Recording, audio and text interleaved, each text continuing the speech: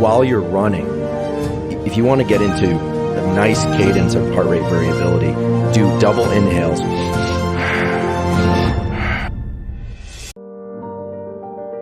There is one thing I want to mention. There's some very good physiology that can perhaps support the actual running effort part.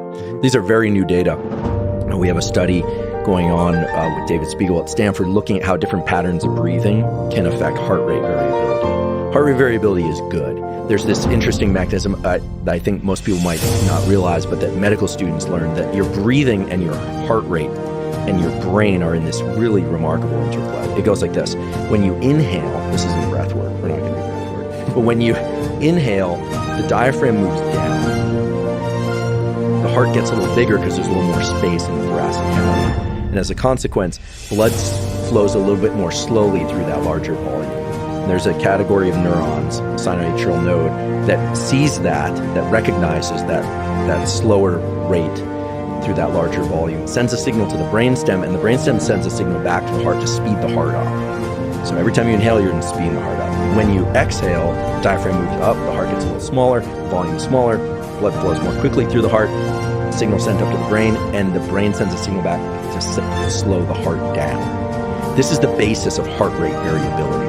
So at any point, if you feel like your heart is racing and you feel like you're working too hard per unit of effort, focus on making your exhales longer or more intense than your inhales.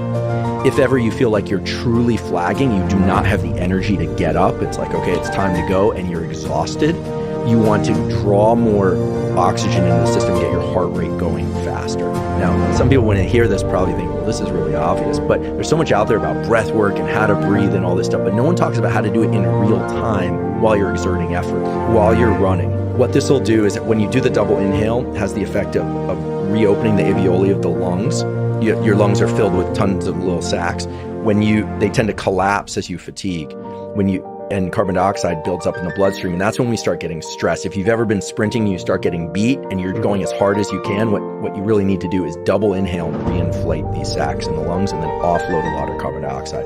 So when you're at a steady cadence and you're feeling good, double inhale, exhale is a terrific way to breathe while you're in ongoing effort. There's a book by Sandra Kahn and Paul Ehrlich at Stanford, both professors at Stanford, with a foreword by Jared Diamond and Robert Sapolsky. So nice. Some heavy hitters in this book. And the book is called Jaws, A Hidden Epidemic. And it's all about how nasal breathing is better for us, especially kids, than not being mouth breathers under most conditions. For sake of improving immunity, it turns out there's a microbiome in the nose, like all sorts of good stuff about nasal breathing preferentially. But when we exercise, you can do pure nasal breathing, but the problem is once you get up to kind of third and fourth and fifth gear effort, you can't nasal breathing be at maximum capacity unless you've been training it for a very long time. So I would say double inhale through the nose, offload through the mouth. So double inhale, exhale while you're in steady effort.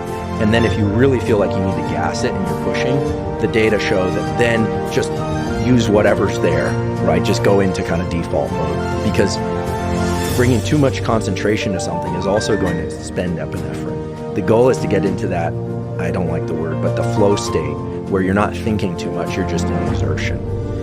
So these are things that can help in the transitions, but I don't think there's any secret breathing technique. Anyone who's been in the SEAL team will kind of, they'll tell you, like, there's no breathing technique, right? There's tools that you can look to from time to time. And these double inhale exhales can be great for setting heart rate variability in very quickly and getting into a steady cadence while you're exercising. But if there's a sprint, like if suddenly you guys are sprinting, ditch the double inhale exhale and just sprint.